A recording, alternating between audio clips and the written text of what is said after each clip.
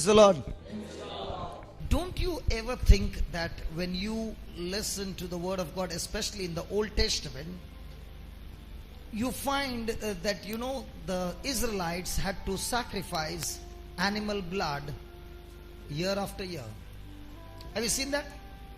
They sacrifice the blood. They sacrifice the animal. The blood of an innocent animal is shed. And you begin to wonder, why does God need animal blood? Haven't you ever got this question? Why does God need animal blood? And none of that blood could forgive the sin, but only cover the sin. And yet the people of Israel had to offer sacrifice year after year.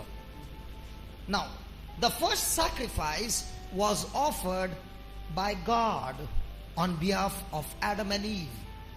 We go to the book of Genesis. When we go to the book of Genesis, chapter 3.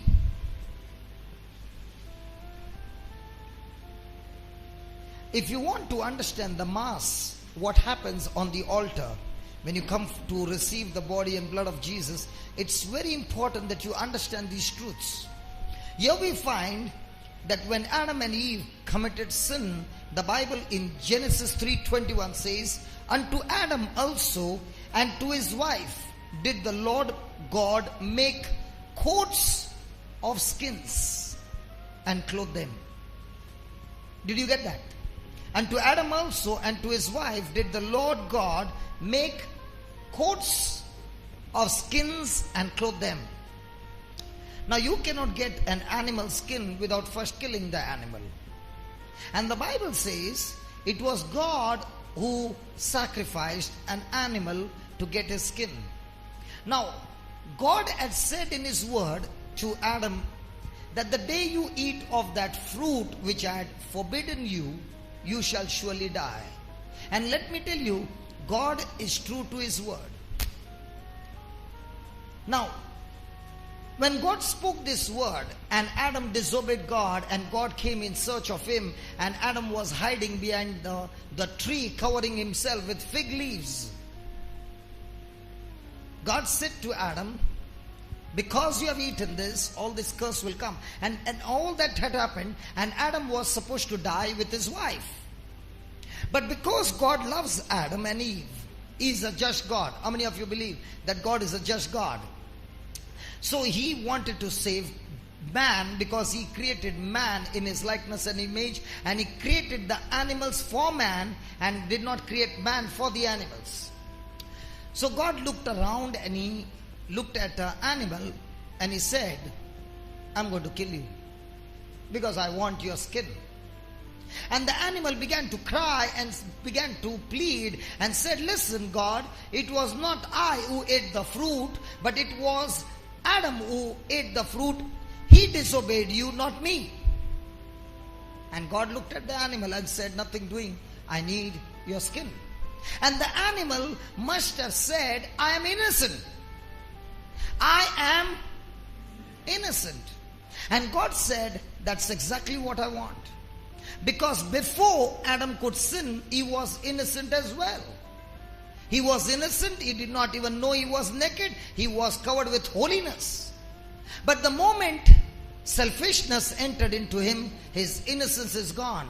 So I need your innocence, and I'm going to take your innocence and put it into Adam, and I'm going to take his guilt and put it on you. I'm going to take your life and put it into Adam, and I'm going to take his death and put it in you. So every time the animal was killed and the blood was shed, it was only to extend that man's life, because a substitute would die for the guilty. An innocent died for the guilty. The blood had to be shed.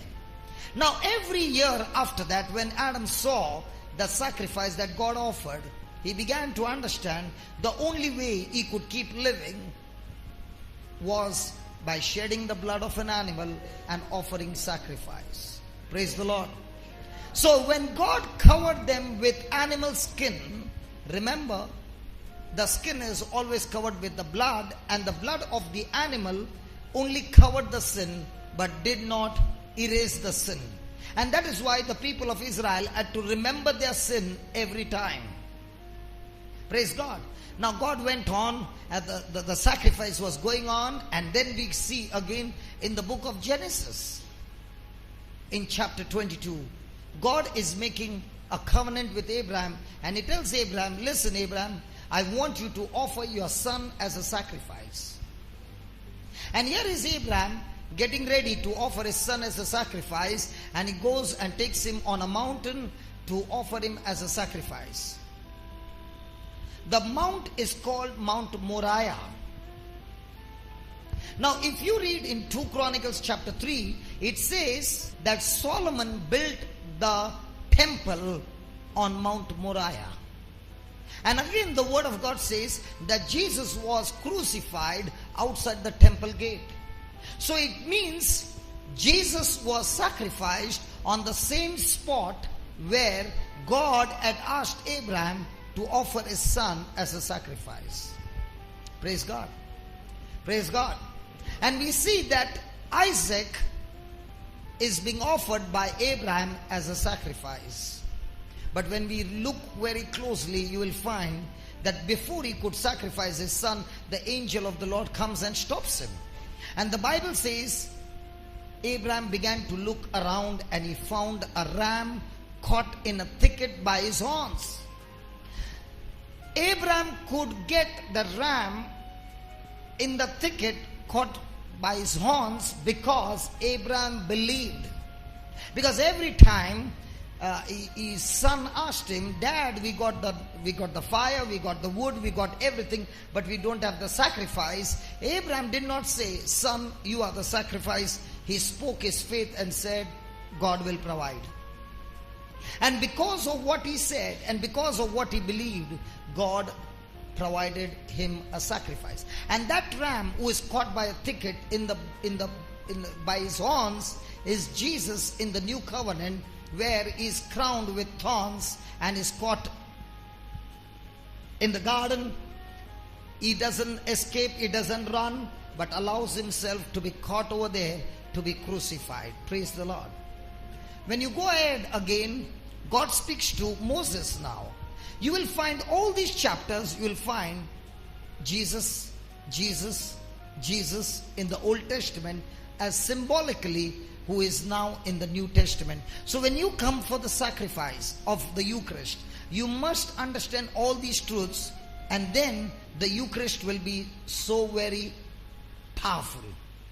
I was waiting for that brother who had an extra bone growth, and I thank God he came. Hallelujah.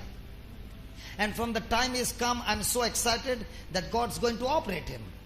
We will see with our own eyes as he and we understand the sacrifice of Jesus on the cross. You will find the very next moment the extra growth bone is gone when you believe in the sacrifice of Jesus. The greatest healing that takes place is when you come to receive the body and blood of Jesus at the altar. Praise the Lord.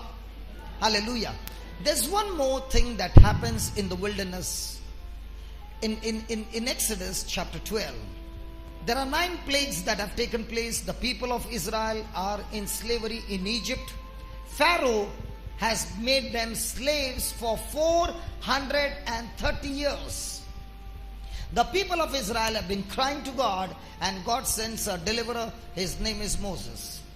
Moses comes and speaks to Pharaoh and tells him, this is what my God is saying, let my people go. And he doesn't agree. Now this time God says, I'm going to send the 10th plague. And in this 10th plague, I want you to understand, God says to Moses, that every firstborn child in Egypt and the beast will be killed that night. Praise the Lord. Hallelujah. But for the people of Israel, I have made a provision to escape. And what is the provision? You must take a lamb, a young lamb without blemish, clean, and you must kill it. Praise the Lord. And you must kill it at the time of twilight, when it is neither afternoon, neither day or night. And that lamb is Jesus in the new covenant, a lamb who is pure, young, and a male, without blemish. Praise the Lord. And each one will take a lamb for his household. God said to Moses. And if the household is small, he will share that same lamb with his neighbor.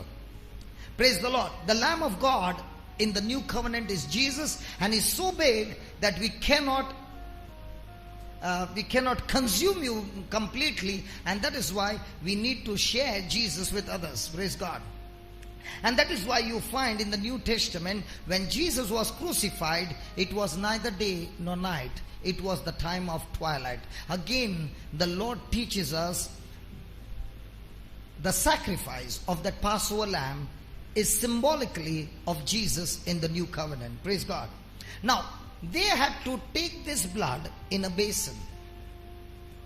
And the head of the family, that's the father, had to take this blood and put it on the doorpost of the house outside, but not on the bottom. The blood of that animal was not put on the bottom so that nobody could trample that blood. And that's exactly what in the New Testament, the book of Hebrews says, that we cannot trample the blood of Jesus. So the blood had to be put on the doorpost. And the angel of death, when he would come at night to kill the firstborn male child, when he would see the blood on the doorpost, he would not enter the house, but he would pass over. Praise the Lord. I just want you to imagine for a moment, if a blood of an animal has been put on the doorpost and the angel of death cannot pass through but had to pass over, how much more when you understand the blood of Jesus is applied on your life, the angel of death cannot touch you. Praise God. Praise God. Now the elder son could not go out of the house, because the moment he goes out, he's there. So he would be inside the house, and he could never see the blood of that animal put on the doorpost, because the blood was applied on the outside. But the son had to believe in his father. And the same thing happens to us today. The Father has provided us the blood of his Son Jesus. And we apply the blood. We cannot see the blood, but we surely can see the effect of the blood. Praise the Lord. Now they are to eat of this flesh that night, and they are to eat it with certain rules. The person had to gird his loins with a belt while eating. He had to stand and eat, and he had to take a staff in his hand and eat it in haste. Now why is it called that they had to gird their loins when they would eat the flesh of the Passover lamb?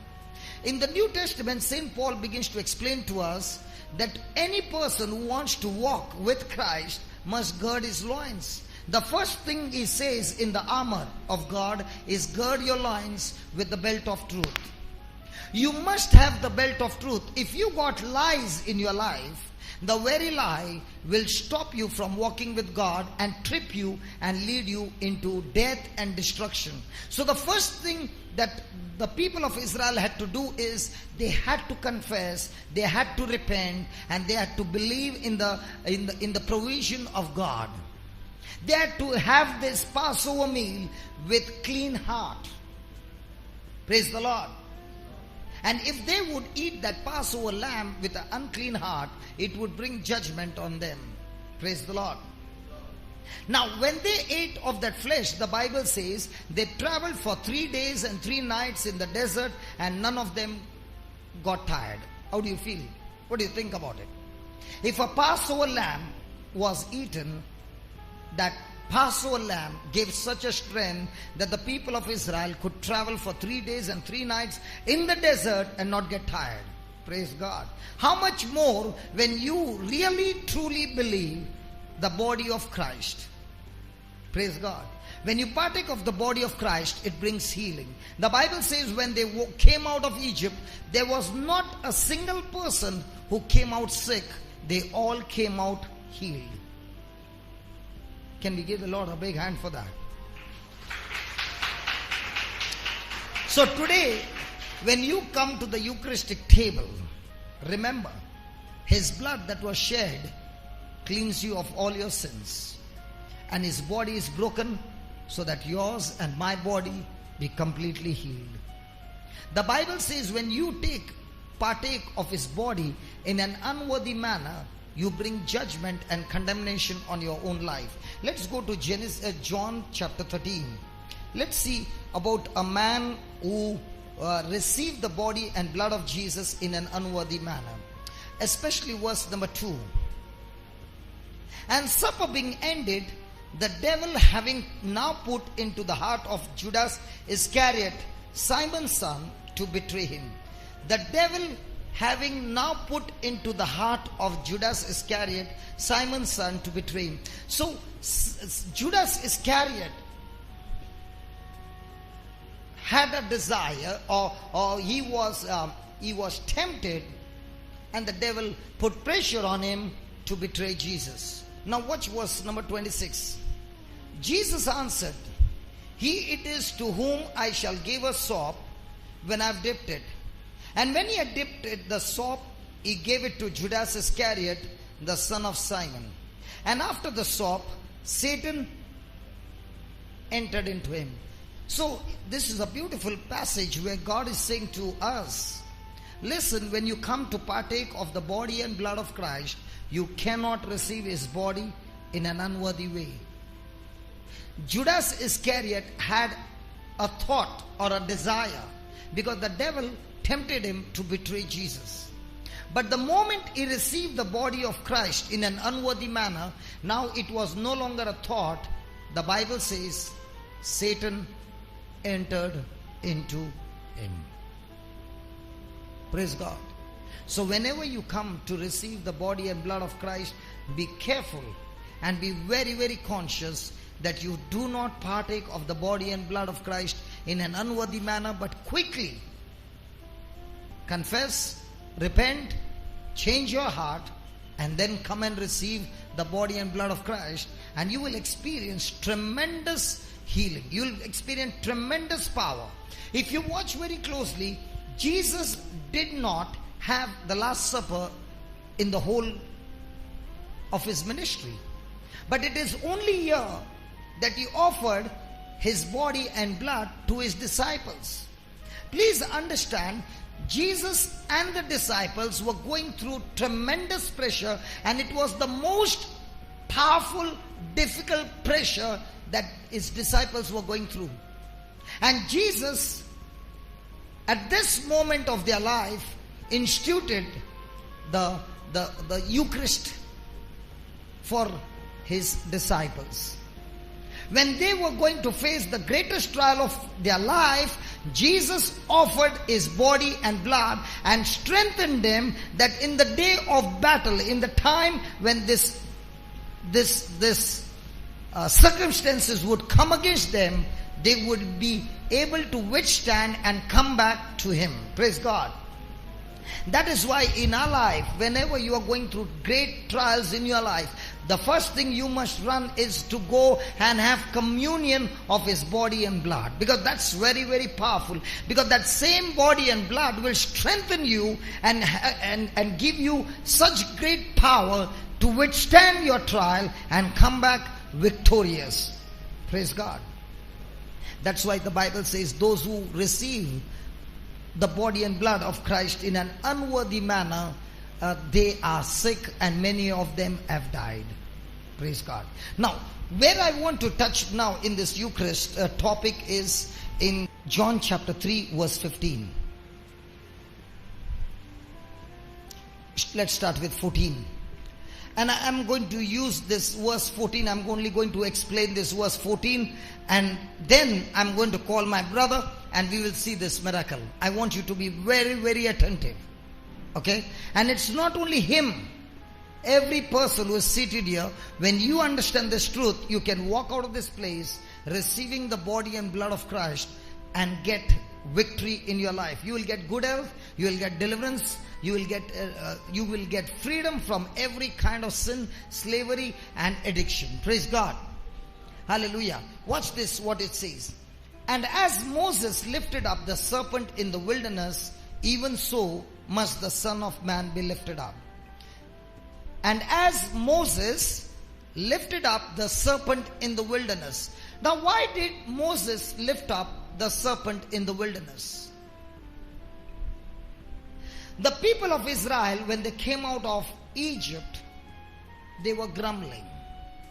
God began to bless them. God had a desire to take them into the promised land, but they were not yet prepared. God brought them out of Egypt.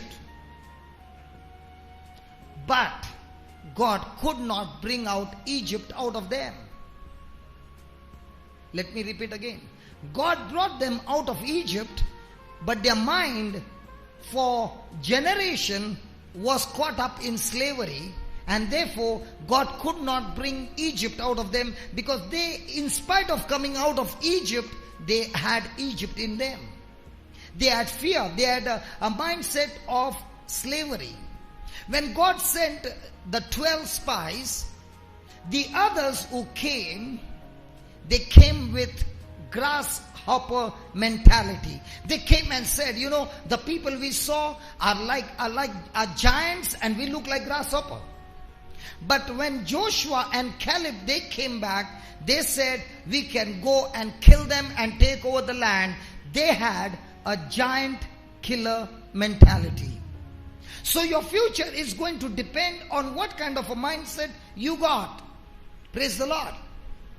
So these people had a grasshopper mentality, and because of which they came to the border to reach into the promised land, but they turned because of fear. And they began to walk into the wilderness for the next 40 years, and they were grumbling, they were murmuring, and they were saying it was better for us to die in the wilderness or go back to Egypt than to live over here. And God said, what you said, so shall it be done. And that's the time the serpents came and bit them up. Now, you mean to say God sent the serpents? Oh no, the Bible teaches us God doesn't need to do any evil, because only good things come from God. Then how come the serpents came out and bit the Israelites? The Bible says, what a man sows, that he shall reap. So please remember, what you are sowing every day is going to bring forth your harvest. So you can't blame God, you can't blame your neighbor, you can't blame anybody. You are responsible for your own life and for your own future. That's why again and again and again and again, God is speaking to you and saying, my child, do not be deceived. I am not mocked. You sow the seed and you shall reap the harvest. So be careful what you sow. The people of Israel sowed murmuring, bitterness, anger, hatred, unforgiveness, and all these things. And that's the time the serpents came and bit them. And when the serpents began to bit them, thousands and thousands of Israelites began to die. They began to plead to Moses and said, please stop this plague. We cannot take it anymore. Praise the Lord. And that's why the Bible says fiery serpents. You know what's up in your fiery serpents? When these serpents bite, you get a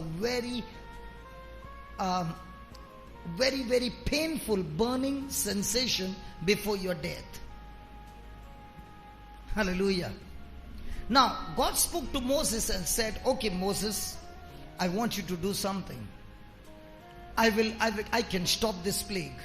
I want you to take a brass piece and beat it. And beat it so much that it should take the shape of a serpent. Imagine a metal of brass, solid metal of brass, taken and beaten with hammer so that it begins to take the shape of a serpent. And God says, put it on the pole and lift it up, and everyone who will look at it, the poison will be removed from them and they shall live. Praise God. Now that brass serpent in the wilderness is again symbolically of Jesus, and that's exactly what happened to Jesus on the cross. He was beaten and beaten and beaten in such a way that people could not recognize him as a human being. That's what Isaiah 52, the last verse says, that when Jesus hung on the cross, nobody could ever think that he was a human being because he was beyond recognition of a human being. Every sickness, every disease came upon his body. Imagine he is covered with leprosy. Imagine he is covered with cancer. Imagine he is covered with HIV. Imagine he is covered with deformity. All these sicknesses came upon his body and no one could recognize he is a human being. And Jesus took all that for you and me. Thank you, Jesus. And that's why Jesus says, look at this.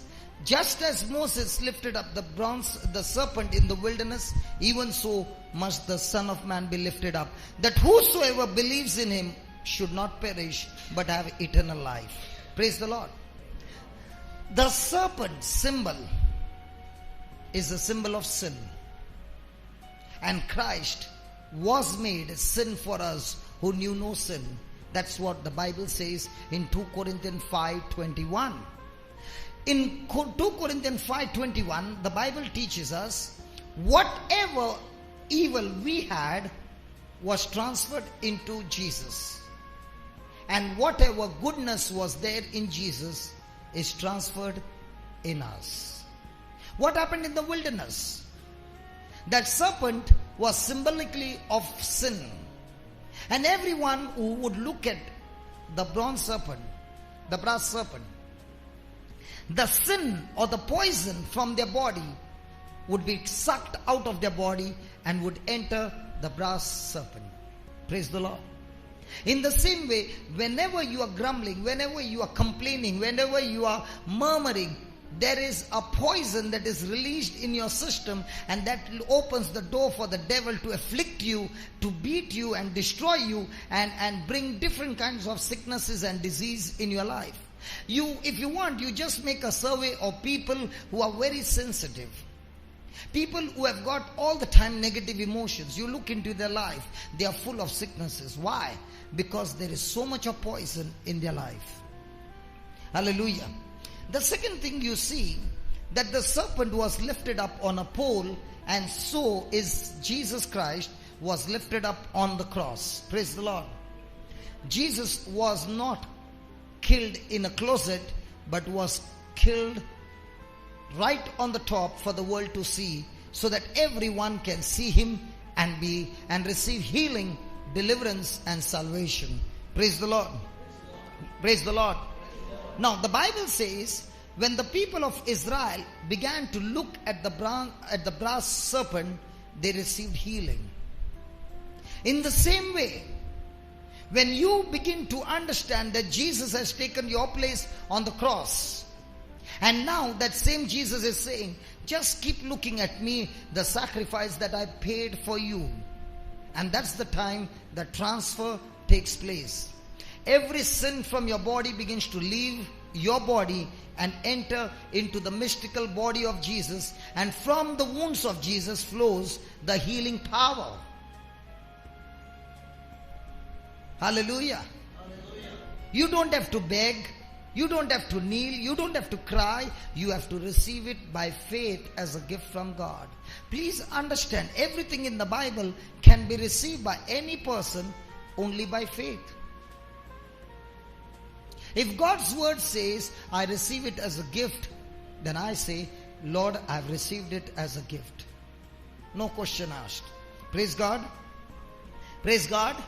Now, when the people of Israel were beaten up by this serpent, they were 100% sure to die. But when they looked at the brass serpent, the poison was sucked out and they continued to live. In the same way, we who are grumbling and rebelled against God, and because of sin, we were destined to die for all eternity. But now when we look at Jesus, we are born again, and God puts His Spirit in us that we can have the everlasting life, the eternal life, through looking at Jesus on the cross. Can we give the Lord a big hand for that? I'll tell you one thing. Can I tell you one thing?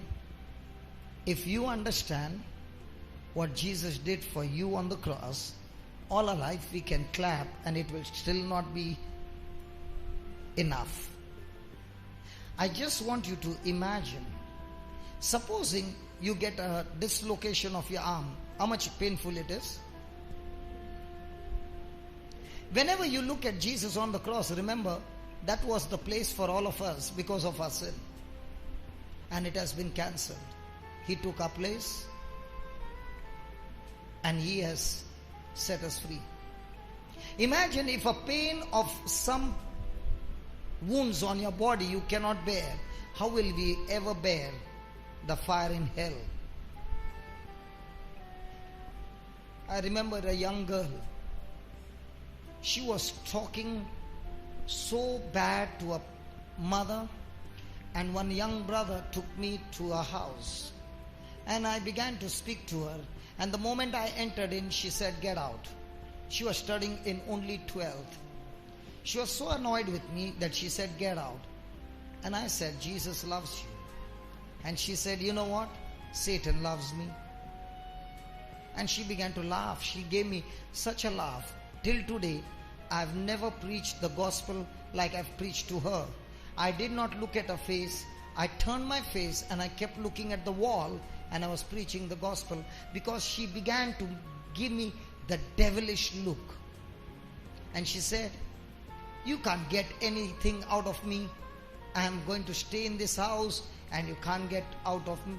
You cannot get me out of her. I'm going to kill one by one everyone." And I began to speak to her and she would not listen. And I began to ask the Holy Spirit, "Lord, she's not even listening. What do I do?" And the Holy Spirit said, "Tell her Satan is scared of hell." Because when I asked her, "Do you know where you're going?" She said, "Yes, I'm 100% sure I'm going to hell. And let me tell you, I will enjoy in hell." And when I said Satan is scared of hell, she said, "Don't you ever say that." And I found this clue. I kept on dancing and screaming and yelling and saying, "Hey, Satan is scared of hell. Hey, Satan is scared of hell." And she began to close her ears. Now she was so annoyed. And as I kept dancing, I took her name and I said, "You know what? You cannot go to hell, because God created hell for demons and for Satan. He did not create hell for His children. And let me tell you, you are seeking love. And in this world, no love can satisfy you. Human love can never satisfy you. The only love that can satisfy you is Jesus' love. Come to Jesus. He loves you and is calling out to you." And I said, "You know what? You want to be saved. You want your life to change, but you are trapped inside. But only if you call out once to Jesus, He will save you." And there she opened her mouth and said, "Jesus, please help me and save me." And that very next moment, the Holy Spirit took over and she was completely delivered and completely set free. The husband who had left the house 4 years, nothing known to the family, within a month called up and said, "I'm in Africa, can I come back home?" And the wife was full of joy. The whole family which was destroyed was restored in 1 month when this girl was delivered. Praise the Lord. I want you to understand, listen, that's why Jesus said, "The one who is forgiven more will love me more." When I look into my life, I'm 100% sure, not a single doubt, that I would be going to hell. But when I began to understand what Jesus did for me, oh, day and night I speak of His wonders.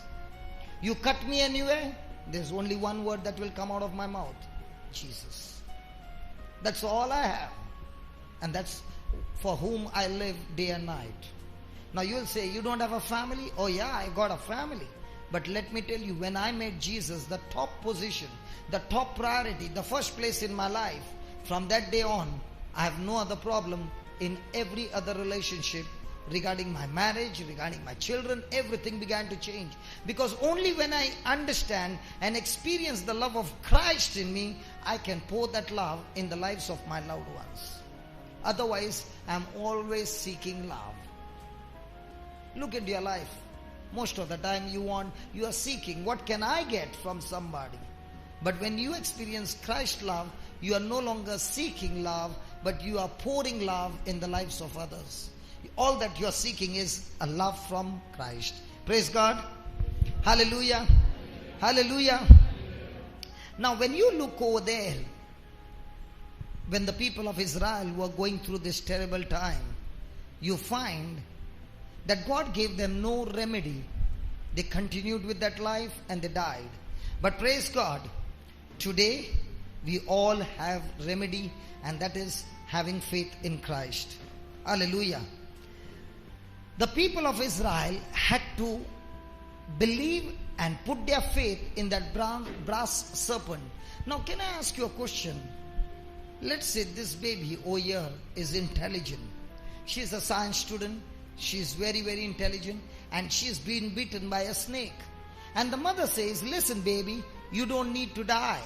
Okay? All you got to do is look at the brass serpent and the poison will be gone out of your body. What do you think this young baby will say to a mother? Hey mom, the very serpent that bit me, you want me to look at the same serpent? Come on. You know what's vaccination?